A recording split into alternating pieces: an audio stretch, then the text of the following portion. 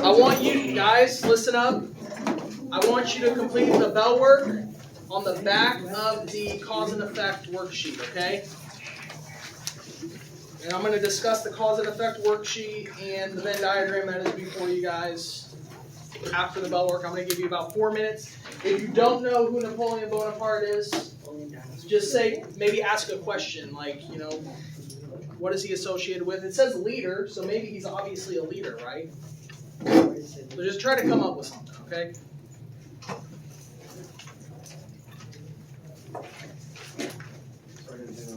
You got a pencil? Okay, hold on. You already got these, right? And then Walter. I got it.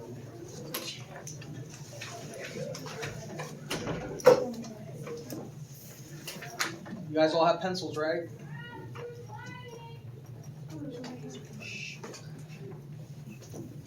I do not have a pencil. You can do it for now. Okay, that's fine. But then we're putting that away. Okay, see, we're on just got 2 options. We can either. So what do you want to do? Put the crumb book away. So you put that away. Okay, 1 second. I'll work on the back of that, all right? And that comes in. Yeah. Talk about it later.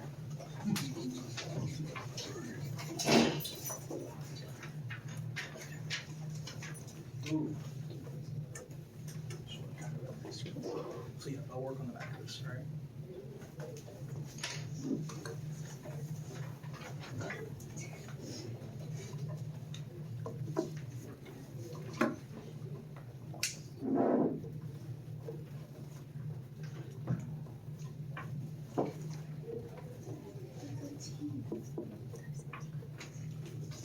You guys do like Kahoot, right? Yeah. I know we like Jeopardy, I know that. So I guess when you're done with the bell work, because I know you guys aren't totally done, but when you are done, pull up on your phones. Don't mess around on your phones, right? But pull up Kahoot.it, like we did last class, or the class before that.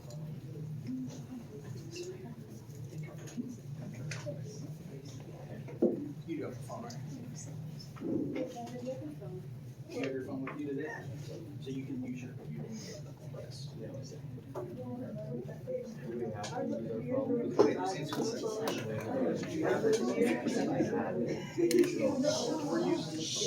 see.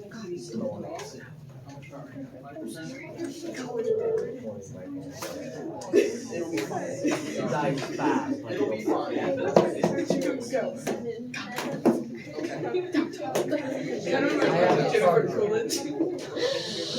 Does it look like my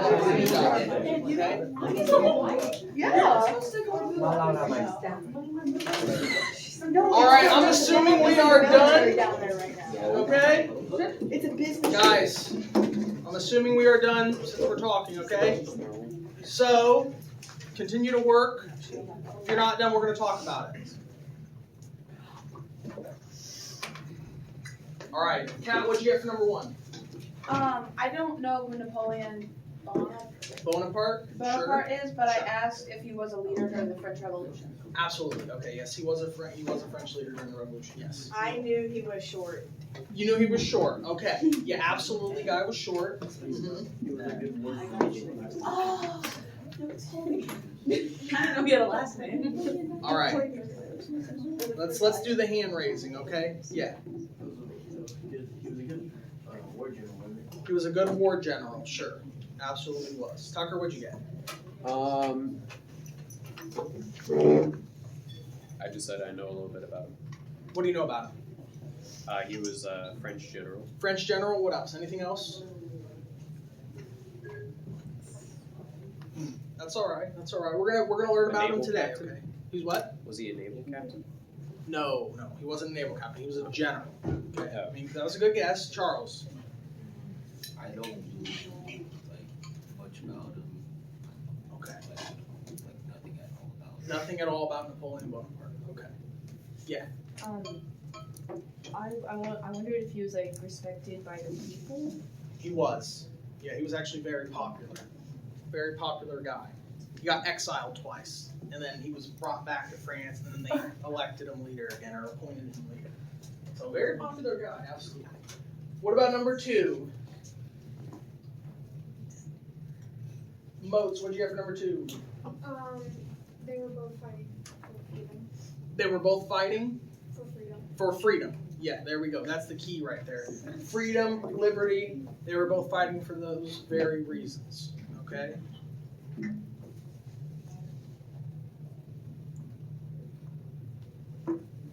Anybody else? Yeah. Were they both? I think they were both revolting against the monarchy, or was that? Both revolting against the monarchy. That's absolutely right. So you have the. If you guys want, I'll just go ahead and we'll start this now, so we have plenty of time today, so we can do Kahoot, right? If you want to complete the Venn diagram as we go along, that's fine. Okay, I need 3 things in each bubble, so similar differences. I also, I'm going to lead you here with the cause and effect too. Basically, I just want 5 things in each, the causes and the effects of the French Revolution, okay? Not the American Revolution. All right? We're going to go through. Viva la Revolution! What does Viva la Revolution mean? Long live the revolution, right? Yeah, I think that's right. So we have here the Kingdom of France flag. And then we have the flag that the rebels, the revolutionaries of France, carried around with them. And that is the present day flag of France, is it not? No, yes. I don't know. I like it. It's got the crown. It's too much going on. It's too much. I don't know. I All think the it's fleur de cool. lis are just like makes your head spin. I don't like the overlapping of the little whatever you want, like a spade looking thing. I'm not even sure what that's called. But I forgot what that's called. I like the finger. So here's the deal. Today we're going to learn about the causes, the events, okay, and the consequences of the French Revolution. All right. Also, by the end of today, you should be able to tell me those very things. What were the causes? What were the events? What were the consequences? You may also be able to tell me that, or how the American Revolution and the French Revolution were similar or different from each other. All right. Do you guys? Well, okay. What were the causes of the American Revolution?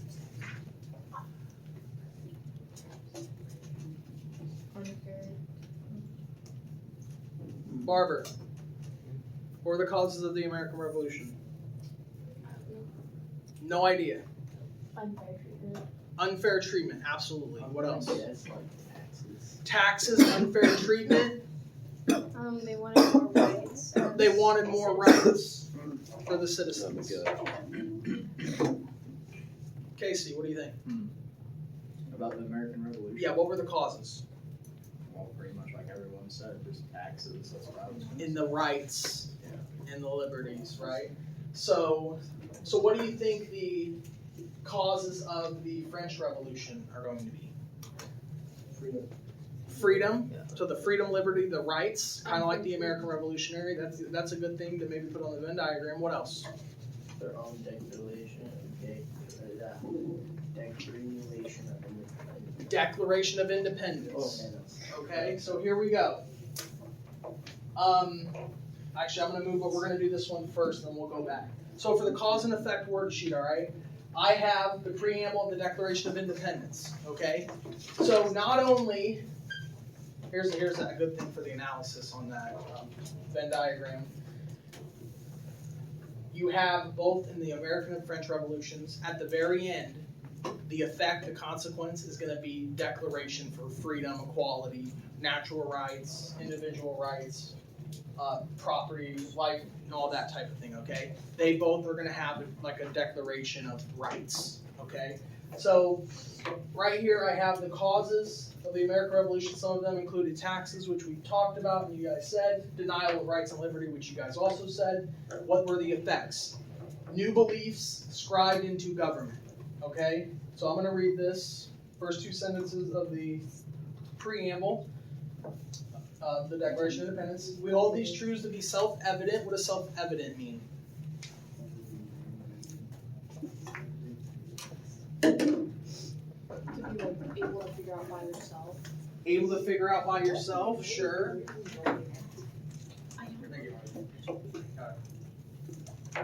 Okay. What about, so self-evident, I'm gonna go ahead and, anyone else wanna guess first? It means obvious, okay? Self-evident means it's something obvious. So we hold these truths to be obvious, self-evident, that all men are created equal, that they are endowed. Anyone want to take a guess on that? Endowed by their creator. Owed, or what's the word? So I have, notes. So it's like, I lost the word. You're good. Think of, Like given or granted? given, exactly. Okay. I was gonna make add a good comparison, but that's perfect. Yeah, given, right? Given or granted, that's exactly right. Given or granted by their creator with certain unalienable rights. What's unalienable mean? Not known. Not known, okay, sure. Not 100%, but kinda, right? Casey. Unremovable. Unremovable, right? They can't be taken away. They can't be changed. We're putting them down in a decree. These rights can no longer ever be taken away by the government who's in charge. Okay. Certain unalienable rights that can never be taken away, right? That among these are life, liberty, and pursuit of happiness. Okay? That to secure these rights, governments are instituted among men, deriving their just powers from the consent of the governed. So you guys remember we discussed John Locke. He talked about consent of the governed, right? We talked about Hobbes, that there needed to be a government. We talked about Rousseau, we talked about Voltaire, Montesquieu, and basically every little bit of what they talked about is in these first two sentences. The rights and liberties, that those were, Voltaire and Rousseau. The consent of the governed, the life, liberty, pursuit of happiness is Locke. So all of these are Enlightenment. Let me restart.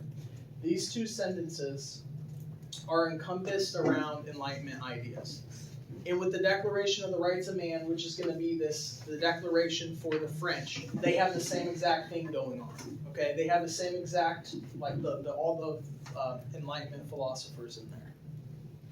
All right, we're going to go back here though. And so the cause and effect, I need 5 things. Again, repeating instruction again on that sheet, cause and effect sheet. We're going to watch a video here. But their minds are leaning increasingly in an entirely different direction. Since the Middle Ages, European society had been broken into 3 distinct classes, dictated by birth. There was a great divide between the wealth of the nobility and the clergy, and the poverty of the peasants. Then, at the blossoming of the 18th century, reason and science began to challenge this age-old tradition. Swept up on a current of innovation and new literature, Paris now radiates as the philosophical center of the world. It's a comparison. The city pulses with the great flourishing of knowledge, a shining beacon of possibility. It is the age of enlightenment. The Enlightenment is a movement which says don't trust authority, don't trust anything that you've been told by anybody else at all. Think it out for yourself, test it for yourself. In old regime Europe, you were told what to think. You were given information from above by your rulers, by your priests. And so the idea that you could map out all of human knowledge and then have access to it was revolutionary. In elite salons across Paris, aristocrats gathered to discuss Enlightenment authors, the burgeoning age of reason. Voltaire, Rousseau, fresh voices who champion liberty, control of one's own destiny, and above all, equality. The passion for this new literature is highest among the upper class. But as Enlightenment ideas take root at all the... Okay, I'm going to pause it real fast. So right there, you just heard, taking place in France, the Enlightenment ideas, right? Wouldn't that be similar? Exactly, right? It would be similar. So who are the two that they mentioned, the Enlightenment thinkers? The one with the V and the one with the R, right?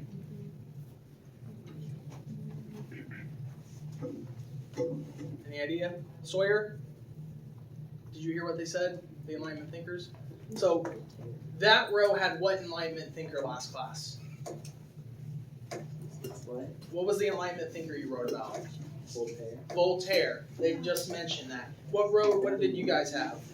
What guy? I was over there, so I don't know. What? You guys had Montesquieu? No, it was this row. These two rows. What did you guys have? What was his name? Started with an R. Rousseau, right? So I'm going to go back just a second here. Oh, no. You went forward. Oh, man. So, Alright, here we go. In elite salons across Paris, aristocrats gathered to discuss Enlightenment authors, the burgeoning age of Pay reason. attention. Reason. Enlightenment thinkers. Voltaire, Rousseau, fresh voices who champion liberty, control of one's own destiny, and above all, equality. The passion for this new literature is highest among the upper class. But as Enlightenment ideas take root at all levels of society, the drive for equality will begin to threaten the aristocratic way of life. What makes it dangerous is it means you will eventually question, why are aristocrats the ones with privilege? Can't we change the world to make it a better place? Isn't progress possible? All of that will eventually undermine the idea that monarchy is natural, aristocracy is natural, and hierarchy is natural.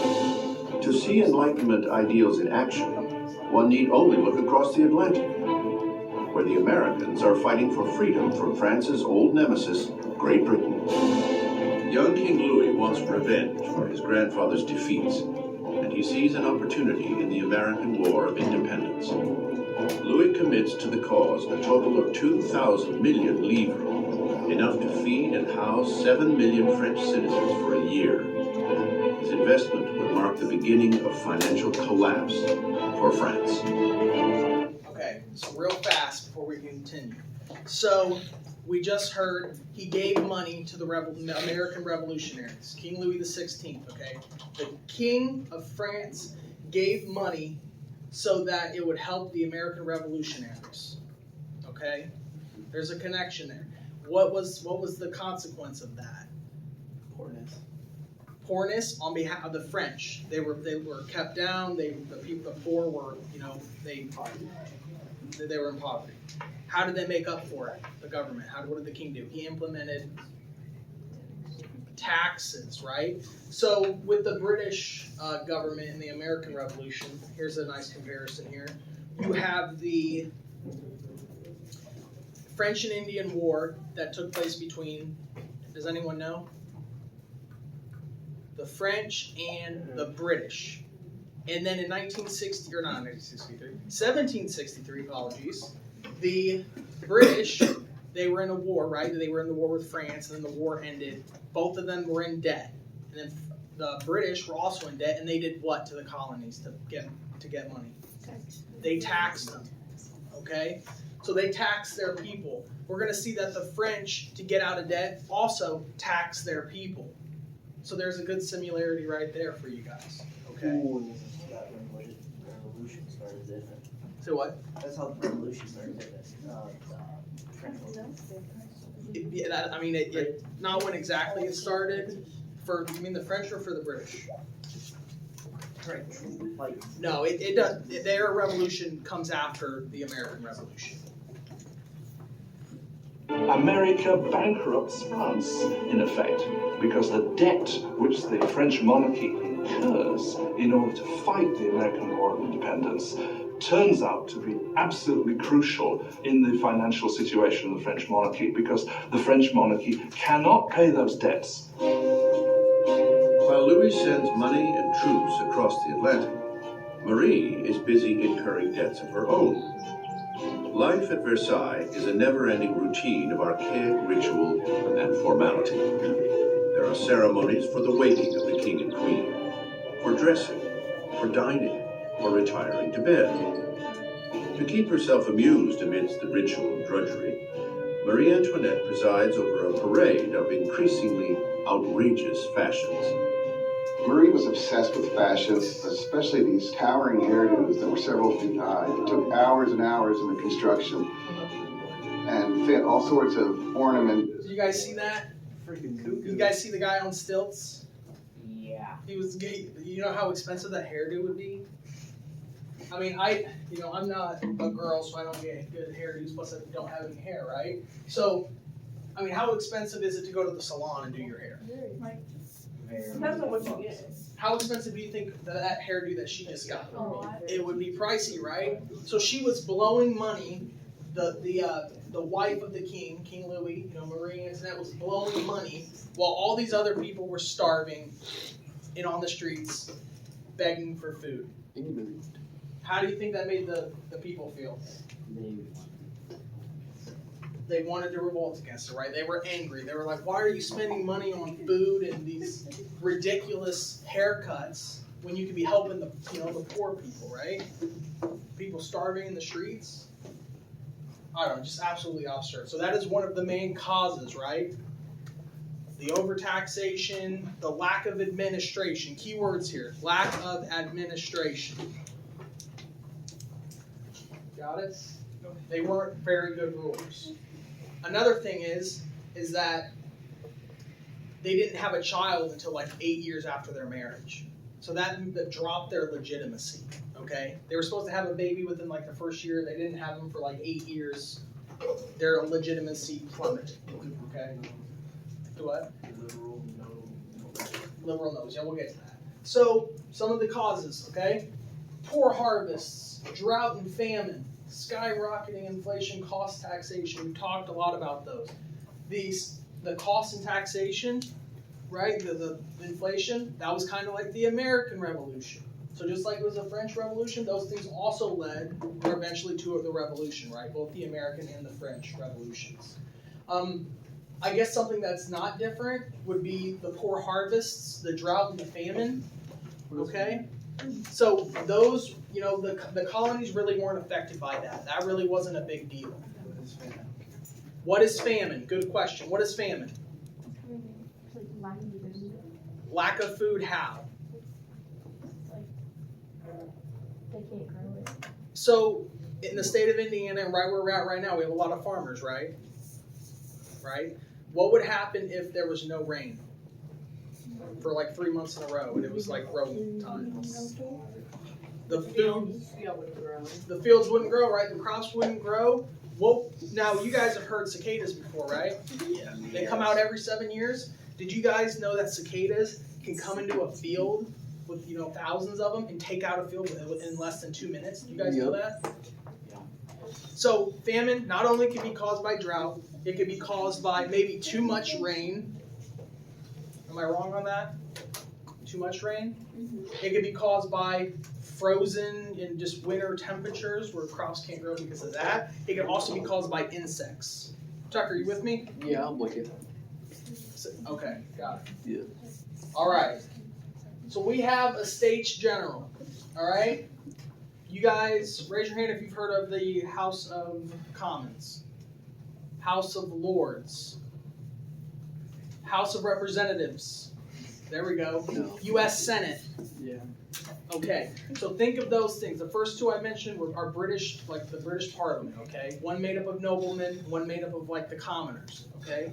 And then we have the House of Representatives and the Senate, both of them made up of people that we elect to power, okay? The Estates General was three different estates, okay? 3 different powers. There were 3 different, basically, people who cast votes, all right? So you have the first estate, the clergy, 130,000 people.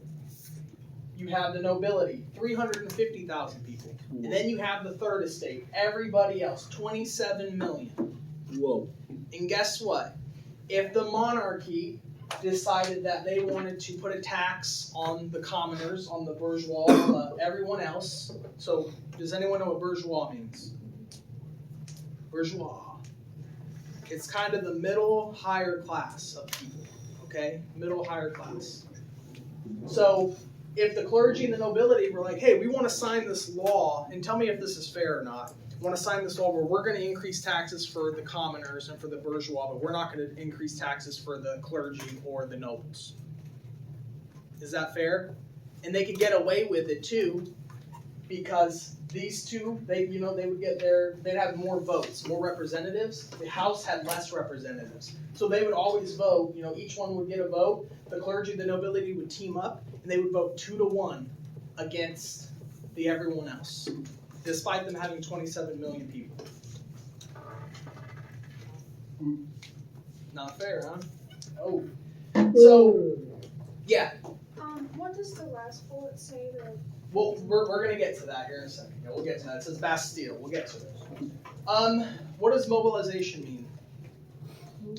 What does it mean to mobilize? To move, to make it, you said, or did it make it what? To make it movable, transportable. So it's basically movement, right? You mobilize, you're getting ready for something. I could use the American Revolution. The colonists, their rights were being infringed. Lexington and Concord happens, where British soldiers end up getting in a clash with, colonists. And then they decided they were going to mobilize the Massachusetts militia so they could fight against the British. They were getting everything ready.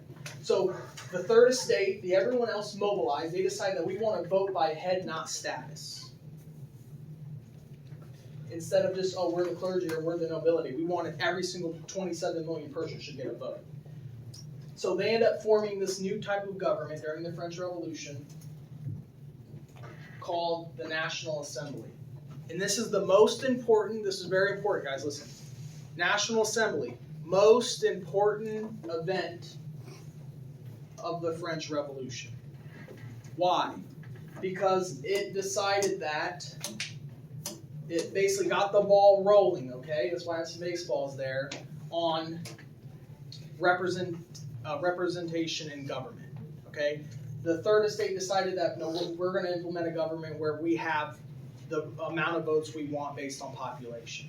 So in instead of the clergy getting like 100 votes and the nobility getting 200 votes, maybe they would keep those votes, but at the same time, everyone else, the bourgeois, would get 500, 600 votes. And then instead of going the 1 to 2 vote every single time, they would use population to have the vote decided. Okay? Most important thing, got the ball rolling. Remember that. Liberal nobles. What's a liberal? And it's probably not what you think. Not like today, but what's a liberal in the past? You guys ever heard that? I'm liberal to the idea that girls should have the right to vote. Open-minded? Open-minded, yeah. You're open-minded, you're okay for the acceptance of a new idea. So almost like a tire? No, not almost like a tire. It means you're open to new ideas is what it means. So liberal nobles decided, they're the nobility, right? They went along with everyone else. They said, you know what, maybe it is a good idea that we allow everyone to be able to vote and that we don't just dominate power. Conservative means you rely on old ways, old means. Okay? King Louis XVI, during the Revolution, he wasn't killed yet. His estate got taken away from him. He tried to flee to Austria with his wife. They ended up getting captured before they, were able to flee to Austria. And they got taken to Paris and they got locked away. Okay? He's not dead yet. I have an image here. What is this image? Siege. A siege of a castle or a what? A revolution, yeah, absolutely. But a fort, a siege, revolution. There's a P word where you hold people at. Prison. The monarchy was holding people captive in there. And then when they found out about the king trying to flee the country, They went and laid siege to that building, killed all the guards, and took it over and dismantled the whole fort brick by brick. Took it down, basically to get rid of a sign of tyranny is what they were thinking. And before we do the Kahoot here, we're gonna just get through these. Then we'll do the Kahoot. Napoleon Bonaparte rise to power. He was a leader of an artillery company. Cannons. Do you think they had tanks back then? No. Do you think they had fighter jets? No. Do you think they had submarines? No. Battleships? Yes. Well, yes. No. Yes. I'm talking Not metal battleships. Oh, well, no, but they did have like their wooden Man of Wars. Man of Man of War, Wars. exactly. Man of Wars, precisely. So, Brigade what was Wars. the deadliest weapon you could have back then? Galleons. Maybe a musket, but then the next one would be a cannon, right? Mortars. So we're gonna try to run through this one so we can get to the Kahoot. So this man, you guys know what a coup d'etat is? No. Nobody? All right. I've heard it. I feel like I know It's a it. coup. It's where like we It's a like. coup, right? A coup d'etat. So what is it, Kat? A coup? I said coup. Not like a mini coup. No, a but like- coup. Like It's a called a like- coup. like a- Is it like a car? It's like no, Like stop. a Is it like a coup? Like when it was a thing that officials would do? They would like pay other people to go like find a person and like beat them up and make them go vote for this person. Is that what I'm thinking? Not necessarily. Do you have it? It's when like they force a ruler off the throne. Exactly. They overthrow the government. So for instance, you have World War II. Okay, before World War II, Hitler decides that he's going to lead this Beerhall Putsch where he's going to oust the government. It ends up failing. He gets sent to this prison, and he writes his famous book that you guys have heard of. But he failed. The difference between him and Napoleon is Napoleon succeeded because he was popular at the time. Hitler wasn't popular yet when he led the coup. When this guy led the coup, he was popular. All right? So he got into power. He abolished this thing called the Directory, made up of 5 guys on a council who decided laws and things like that. He got rid of the Directory. He made this thing called the Consulate that lasted for 3 years, from like 1799 to 803. And then the man became Emperor of France. Was elected to power. I believe he was elected. You can look that up. I have a map here. The French government had lost land, okay, during the revolution to a bunch of different countries who invaded them. Other countries were actually sending in troops to help crush the revolutionaries on behalf of the crown, trying to help Louis out. So Napoleon comes to power. He takes over Spain. He takes over Italy. He takes over Germany, part of Germany. He takes over Poland.